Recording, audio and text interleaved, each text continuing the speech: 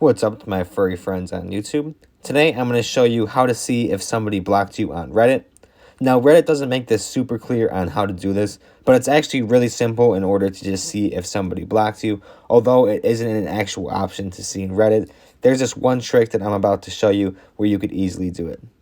So once you're on your Reddit app, or even if you're on Reddit desktop, you're just going to go to the search bar where you could search the grand view of Reddit. And then what you're going to do is you're going to want to search the username of the person that you want to check if they blocked you or not. So I'm just entering a username to a different account that I had that I used to just block me to show for the example for this video.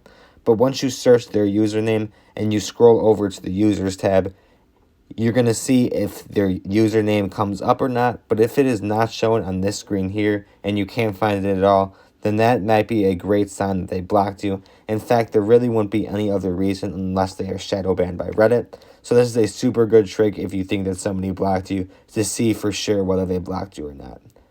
That's pretty much all there is to it though to this tutorial.